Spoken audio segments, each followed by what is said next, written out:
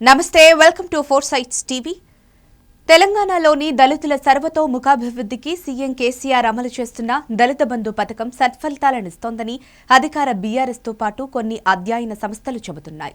కానీ గ్రామాల్లో దళిత బంధు ఎంపిక పెద్ద ప్రహసనంగా మారుతోందని, అనర్హులకే ఈ పథకం అందుతోందని ప్రతిపక్షాలతో పాటు కొన్ని సామాజిక సంస్థలు అంటున్నాయి.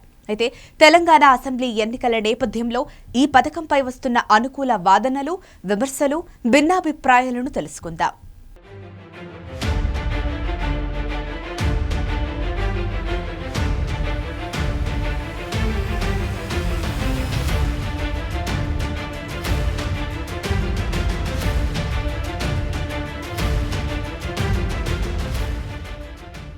దళితుల్లో ఆర్థిక సాధికారత, స్వావలంబన సాధించేందుకు దళిత బంధు పథకాన్ని ప్రభుత్వం అమలు చేస్తోంది. ఈ పథకం కింద ఒక్కో నిరుపేద దళిత కుటుంబానికి 10 లక్షల రూపాయల ఆర్థిక సహాయాన్ని అందజేస్తోంది. దీని ద్వారా దళితులను పారిశ్రామికవేత్తలుగా మార్చాలన్నది లక్ష్యం. దేశంలో అతిపెద్ద నగదు బదిలీ పథకం ఇదే కావటం విశేషం. దీనికి 1,00,000 కోట్ల వరకు వెచ్చించేందుకు ప్రభుత్వం సిద్ధంగా ఉందని సీఎం కేసీఆర్ ఇదివరకే ప్రకటించారు. బ్యాంకు లింకేజ్ లేకుండా 100% గ్రాండ్గా అర్హత గల ప్రతి దళిత కుటుంబానికి 10 లక్షల రూపాయల ఆర్థిక సహాయాన్ని అందించడమే లక్ష్యం.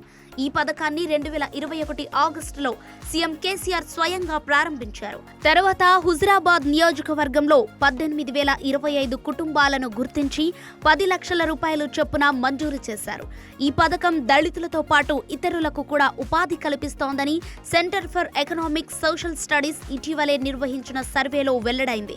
లబ్ధిదారులందరూ వివిధ యూనిట్లను ఏర్పాటు చేసుకుని జీవనోపాధి పొందుతున్నారని తేలింది.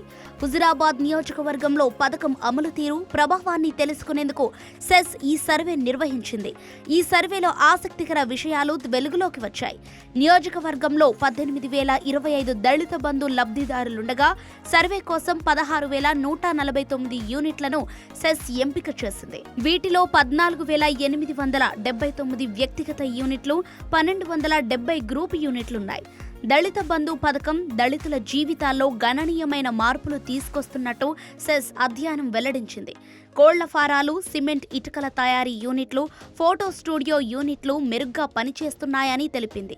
85% మంది పారిశ్రామికవేత్తలు తమ ఉత్పత్తులు, సేవలను నేరుగా మార్కెట్లోని తుది వినియోగదారులకు విక్రయిస్తున్నట్టు చెప్పారు. 16,149 యూనిట్ల ద్వారా దళిత కుటుంబాలకు చెందిన 1,942 మందితో పాటు మరో 4,372 మంది ఇతర కూలీలు ఉపాధి పొందుతున్నారని సెస్ వెల్లడించింది. ప్రతి కూలీకి నెలకు సగటున 23,656 రూపాయల వేతనం చెల్లిస్తున్నారని సెస్ తెలిపింది.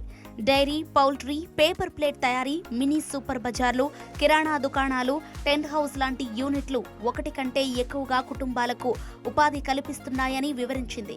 50% పైగా పారిశ్రామికవేత్తలు తమ యూనిట్లను విస్తరించాలని భావిస్తున్నారని, కొత్త రకం ఉత్పత్తులను మార్కెట్లో ప్రవేశపెట్టేందుకు ప్రణాళికలు రూపొందించుకుంటున్నారని సర్వేలో తేలింది. దళిత బంధు పొందిన కుటుంబాల్లో 94% మంది వార్షిక గృహ ఆదాయం పెరిగిందని సెస్ అధ్యయనం వెల్లడించింది. మరోవైపు దళిత బంధు పథకం అమలు తీరు, లబ్ధిదారుల ఎంపిక విధానంపై విమర్శలు వెల్లువెత్తుతున్నాయి. నియోజకవర్గానికి 100 మందిని ఎంపిక చేయాల్సి ఉండగా వీరిని ఎవరు, ఎలా ఎంపిక చేస్తారన్న విషయం వివాదంగా మారుతోంది. కుల వివక్ష పోరాట సమితి అంచనా ప్రకారం రాష్ట్రంలో 18 లక్షలకు పైగా దళిత కుటుంబాలు ఉండగా వారందరికీ దళిత బంధు ఇవ్వటానికి 1,80,000 కోట్లు అవసరమవుతాయి. ఈ నిధులను ఎలా సమకూరుస్తారనే ప్రశ్న గట్టిగా వినిపిస్తోంది. వాస్తవానికి ఈ పథకాన్ని హుజురాబాద్ ఉప ఎన్నిక ముందు ప్రకటించడంతో ఆ ఎన్నికల కోసం వేసిన ఎత్తుగడగానే అందరూ చూశారు. కేవలం అధికార పార్టీకి చెందిన కార్యకర్తలకే దళిత బంధు ఇస్తున్నారనే ఆరోపణలు వచ్చాయి. ఇదే అంశంపై పలువురు హైకోర్టును కూడా ఆశ్రయించారు. దీనిపై విచారించిన న్యాయస్థానం ఎమ్మెల్యేల ప్రమేయంపై కీలక వ్యాఖ్యలు చేసింది. ఎంపిక బాధ్యతలతో వారి ప్రమేయమే ఉండొద్దని స్పష్టం చేసింది. అయినా పరిస్థితిలో మార్పు లేదని ప్రతిపక్షాలు మండిపడుతున్నాయి. సాధారణంగా ఏ ప్రభుత్వ పథకానికైనా లబ్ధిదారుల ఎంపిక కోసం కొన్ని మార్గదర్శకాలు ఉంటాయి. ఆ నిబంధనల ప్రకారం ఎంపిక జరగాలి. కానీ దళిత బంధుకు ఏ మార్గదర్శకాలు లేవని ప్రతిపక్షాలు చెబుతున్నాయి. దీంతో ఎంపిక ప్రక్రియ పూర్తిగా స్థానిక రాజకీయ నాయకులు అధికార చేతుల్లోకి వెళ్లిపోయిందని విమర్శిస్తున్నాయి.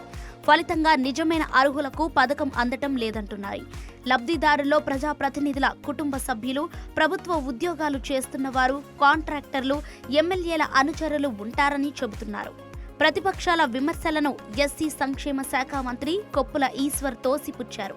లబ్ధిదారుల ఎంపికకు కమిటీలు ఉన్నాయని చెప్పారు. కమిటీలో ఎమ్మెల్యేలు, కలెక్టర్లు ఉంటారని తెలిపారు. గ్రామ, మండల, జిల్లా స్థాయి కమిటీలు, అలాగే రాష్ట్ర స్థాయి కమిటీ ఉన్నాయని వెల్లడించారు. అయితే ఈ కమిటీలకు మార్గదర్శకాలు ఏమీ లేవని చెప్పారు. నిరుపేద కుటుంబాలు, 65 ఏళ్లలోపు వారిని ఎంపిక చేయాలని చెప్పినట్టు తెలిపారు. లబ్ధిదారుల నుంచి కొందరు నేతలు, అధికారులు కమిషన్లు తీసుకుంటున్నట్టు వస్తున్న ఆరోపణలను అధికార పార్టీ ఎమ్మెల్యేలు ఖండిస్తున్నారు. ఈ పథకంలో డబ్బు నేరుగా లబ్ధిదారుల ఖాతాలోకి చేరుతోందని, ఈ డబ్బును కూడా ఫ్రీజ్ చేస్తారని తెలిపారు. వారు ఎంపిక చేసుకునే వ్యాపారాన్ని బట్టి ప్రభుత్వం సూచించిన ఏజెన్సీలలోనే వారు ఈ వ్యాపారానికి అవసరమైన వాటిని కనుక్కోవాల్సి ఉంటుందని, వాటిని చెక్ చేశాకే నేరుగా ఏజెన్సీలకు చెల్లింపులు జరుగుతాయని వివరించారు. ఇక్కడ డబ్బులు చేతులు మారటానికి అవకాశమే లేదని అంటున్నారు. ఈ నేపథ్యంలో దళిత బంధు పథకం అధికార బీఆర్ఎస్ కు ఎంతవరకు మేలు చేస్తుందో వేచి చూడాలి.